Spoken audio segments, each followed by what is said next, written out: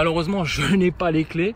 Les clés si je peux les avoir, mais je pense pas que ça puisse ouvrir la voiture. J'ai des clés des clés Audi. Est-ce que ça fonctionne si je fais ça? Alors bon, tant pis. Alors pour la petite histoire, hein, j'ai bientôt à l'essai l'Audi e-tron, rien à voir avec cette nouvelle 208 GT Line, et franchement elle est magnifique. N'hésitez pas en commentaire à me dire qu'est-ce que vous préférez dans la catégorie des citadines énervées. Est-ce que vous aimez bien cette nouvelle 208 ou vous préférez la nouvelle Renault Clio, ou bien vous préférez, qu'est-ce qu'il y a d'autre dans la catégorie, la Citroën C3. Ma petite fille me montre la Mini. Non, non, la Mini ça ne fait pas partie du lot, mais même si c'est une citadine, mais alors là le prix est beaucoup plus élevé. On va revenir quelque chose de plus sérieux financièrement, puisqu'on est quand même sur un tarif pas premium, on est sur un tarif de citadine là ici plutôt Access Premium. On n'est pas du tout sur du premium. C'est vrai que Peugeot a tendance à gonfler un peu plus ses tarifs par rapport à chez Renault, mais en concurrence qu'est-ce qu'on a d'autre? Bah oui, on a la Volkswagen Polo, on a qu'est-ce qu'on a d'autre? J'essaie de chercher un petit peu avec vous. On a la Ford Fiesta aussi, bien sûr. Qu'est-ce qu'on a d'autre? Bah, je crois que c'est déjà pas mal. Et de toutes celles que je viens de vous citer, bah, qu'est-ce que vous préférez vous en commentaire? Fiesta, C3, Renault Clio, voilà. Dites-moi tout un petit peu en commentaire. Toutes celles que j'ai oubliées, bien sûr, n'hésitez pas à me le dire. En tout cas, en termes de design, hein, là, on n'est pas sur une comparaison de motorisation, de consommation, quoi que ce soit. En termes de design, Peugeot fait fort. Et ils vont encore frapper encore plus fort demain avec une citadine full électrique, et on a vraiment hâte de voir ce que ça va donner. Alors admirez de plus près hein, les feux arrière, ils ne sont pas allumés, mais ils sont un peu comme l'Esprit 3008, 5008 ou la nouvelle 508. Ils avaient une espèce de bandeau laqué noir qui rejoint l'autre partie du feu, et ça, on va dire en termes de design, c'est plutôt bien réussi puisque ça assoit encore plus la voiture, ça l'aplatit, et surtout regardez ces hanches. C'est vraiment quelque chose de très large, vraiment énervé, très sportif, et pourtant je ne pense pas qu'on soit sur une motorisation sportive. Il n'y a aucun indice qui m'indique qu'on est sur une version diesel, essence ou électrique. Je pense que l'électrique, on nous l'aurait dit. On va peut-être plutôt s'attarder sur les pneus hein. Peugeot a collaboré on va dire sur des pneumatiques Michelin, donc 205/45 jantes 17 pouces. On a des petits freins à disque, donc je pense que à mon avis on n'est pas vraiment sur une version très énervée, mais le look est très énervé. Ensuite la calandre avant, vous avez vu ce petit effet un peu diamanté. Moi j'aime bien dire diamanté, c'est un peu l'effet Mercedes, même si on est assez loin quand même, mais on a mis des petites zones de chrome ici sur la calandre pour donner ce côté reflet qui lui vaut plutôt bien. Regardez sur quoi on tombe. C'est la 208 actuelle, mais regardez, le changement est radical. Regardez l'arrière, bon, elle est très belle, hein, je crois que c'est une GTI d'ailleurs. D'ailleurs, même la nouvelle 208 fait plus sportif que la GTI actuelle. Donc voilà, bon, elle est quand même pas mal, hein, la 208 actuelle, surtout que là c'est la version GTI. Mais je préfère la nouvelle 208, qui est vraiment beaucoup plus jolie, plus travaillée, moins ronde, plus agressive. Non, elle est vraiment très belle, je sais pas ce que vous en pensez. En tout cas les amis, c'est la première fois que je la vois, en vrai. Et je dois vous dire que là franchement on est dans le turfu, on est dans le futur les amis. Regardez-moi, c'est déjà cette calandre avant, avec cette griffe qui orne chaque bouclier de chaque côté. Là vous avez vraiment une signature et vraiment une empreinte, la nouvelle empreinte Peugeot, avec ces griffes là qui descendent jusqu'en bas. C'est très beau franchement. Peugeot là honnêtement, ils ont pris un gap hein, par rapport à Renault ou à Citroën. C'est vraiment quelque chose. On va faire un petit peu le tour ensemble, on va la découvrir ensemble parce que je suis avec vous là quasiment en live. Et là vous avez vraiment, alors on est sur des jantes de 17 pouces avec cette petite empreinte encore une fois ici en vert fluo. Alors après voilà, on est en 2019 voire 2020 pour tous les futuristes. Bon, à voir hein, si c'est de bon goût ou pas. Moi, il y a quelque chose par contre qui me choque au premier abord, c'est ces arches de roues. On dirait comme un crossover, alors que pourtant c'est une 208, c'est pas une 208 SW ou une 2008. Loin de là, on est sur une 208 GT Line. Je sais pas ce que vous en pensez, mais c'est vrai que ça a un effet un peu petit trou au premier abord. Vous voyez ces arches là, ça fait vraiment petit 4x4 avec petit trou, alors pourtant c'est du 17 pouces. Mais alors regardez-moi cet arrière, très massif, sportif, c'est très beau. Il y a ma fille qui attend patiemment à Ikea, hein. On est sur route fermée les amis, donc il n'y a pas de souci. Et là par contre, là franchement vous avez vu un derrière raccord avec le magasin Ikea, raccord suédois, français. Non, c'est très joli hein, franchement, ça claque pas mal. Franchement c'est beau, hein, c'est de toute beauté. Alors ça n'a plus rien à voir avec la dernière 208. Là on est sur une toute nouvelle génération avec un nouveau design et tout. Vous avez même le petit logo retravaillé en façon 508 hein, avec un retravail en relief très joli. Alors on a une petite sortie d'échappement, donc ça c'est pas la full électrique, c'est la version thermique. Mais regardez-moi cet arrière, on dirait un arrière de 208 GTI quasiment.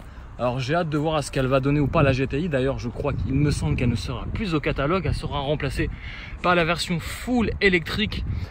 En tout cas, là vraiment cette vidéo c'est pour faire un petit tour ensemble du propriétaire, voir les courbes et tout. En plus on a une lumière qui est là absolument magnifique, ça donne vraiment un relief. On est sur un espèce de jaune poussin nacré. Excusez-moi, je connais pas le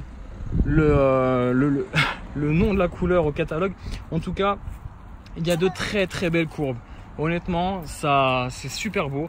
On a une espèce de béquet arrière en relief bien travaillé, regardez-moi ça, c'est très beau. Bon, une petite antenne assez bien intégrée, même si c'est vrai qu'il y a mieux sur le marché. On va regarder un petit peu l'intérieur. Malheureusement je n'ai pas les clés. En tout cas on va essayer de voir l'intérieur. Ça ressemble un peu à l'esprit 508 hein, cockpit futuriste. J'ai hâte de voir aussi l'intérieur, parce qu'apparemment dans l'intérieur vous avez un affichage digital complètement en 3D, et donc ça c'est pas mal. Regardez, admirez, il n'y a que du détail hein. Pourtant c'est une citadine, que du détail. Alors à mon avis hein, on est sur un modèle très haut de gamme, on doit avoisiner à peu près les 20 voire 23 000 euros je pense, à la louche hein. Dites-le moi vous en commentaire si vous connaissez un peu plus les tarifs que moi. Admirez un petit peu cette petite courbe là. Je suis en train de vraiment découvrir avec vous hein, la voiture. Elle est superbe. Et l'intérieur, on va essayer de voir un petit peu si je fais de l'ombre. Vous avez, ouais, c'est très beau. C'est vachement bien fait hein. Franchement j'adore. Les rétros noirs pour son côté sportif. On va revenir sur l'avant avec un capot bosselé bien travaillé. C'est super beau. Ça rend encore plus sportif, et là avec le reflet honnêtement c'est, en vrai c'est quelque chose. On a des radars avant, donc ça à mon avis elle est full option la voiture, sauf le toit ouvrant. À mon avis c'est même une voiture de pré-série, parce qu'on a une espèce de dashcam à l'avant. Une dashcam, donc je pense que c'est soit c'est le propriétaire qui a voulu faire ça pour son assurance pour aussi avoir un prix, ou sinon bah, c'est peut-être une voiture de pré-série avec un système de surveillance ou je ne sais guère, d'analyse, de test. En tout cas voilà, vous la voyez. On a une petite on a un peu creusé dans la carrosserie pour mettre la finition GT Line. Honnêtement on est sur une version vraiment full option. C'est très beau. C'est magnifique. Je sais pas ce que vous en pensez hein, en commentaire. Est-ce que vous préférez d'ailleurs la nouvelle Clio ou la nouvelle 208? Pour moi je vais être franc, il n'y a pas photo. La 208 elle remporte tous les suffrages, tous les votes, et là je suis purement objectif. Mais honnêtement quand vous la voyez sur la route, vous avez juste envie de vous retourner. Et pourtant c'est juste une citadine, pas comme une autre, parce que franchement honnêtement les ingénieurs et surtout les designers de chez Peugeot, la marque Sochalienne, on fait vraiment beaucoup d'efforts à tous les niveaux, et là ça se joue vraiment sur du détail. Et on n'est pas habitué aujourd'hui à voir ça sur des françaises. Peugeot commence à nous habituer, et encore moins sur des petites citadines. Et honnêtement, c'est très beau. Moi j'adore. Alors les gens me regardent un petit peu de manière un peu bizarre. Que fait-il celui-là avec son smartphone? Désolé, hein, je suis en train de outrepasser mes droits de vlogueur pour vous présenter cette nouvelle 208 qui n'est pas du tout officielle. Hein. C'est elle est garée sur un parking Ikea. Et du coup, voilà, je la vois et je suis déjà amoureux de cette nouvelle Peugeot 208. J'adore, franchement, Peugeot c'est top. Ils ont fait beaucoup d'efforts. Et donc bah c'est vrai que je suis très heureux de vous la présenter. Nous l'essai, il va bientôt arriver.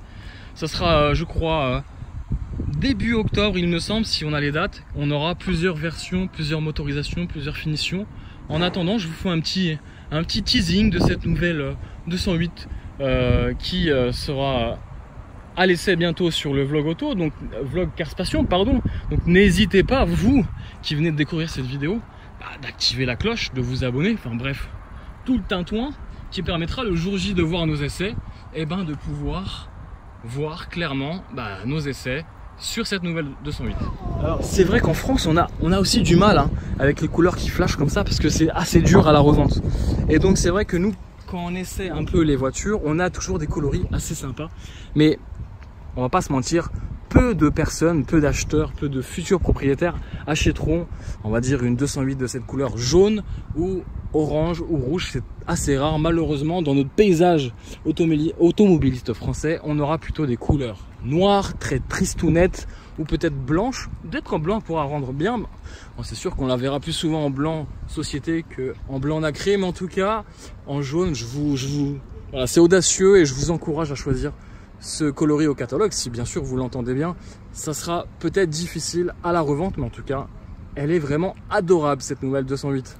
Alors de vous dire au revoir. Pour les petits connaisseurs, ceux qui apprécieront les petites montres à petit budget, montre à quartz Skagen à moins de 200 €. C'est pas un placement publicitaire, mais c'est que vous commencez à être nombreux à me demander quelles sont mes montres ou les chaussures ou quoi que ce soit. Donc je vous le dis, montre Skagen à moins de 200 €. Si vous voulez plus de précision, je vous le dirai en commentaire. Il est l'heure. Voilà, c'était ça le petit jeu de mots, c'était de vous dire qu'il était l'heure, parce que ma fille m'indique qu'il est presque 4 heures, l'heure de goûter. On va pas manquer le goûter pour la petite. Mais il est l'heure de vous dire au revoir. On va mettre la main comme ça. Et j'espère que vous avez apprécié ce petit focus, ce petit teasing sur la nouvelle 208. Et avec ma fille, on vous dit au revoir pour de nouvelles aventures en vidéo. Ouais. Ciao, ciao.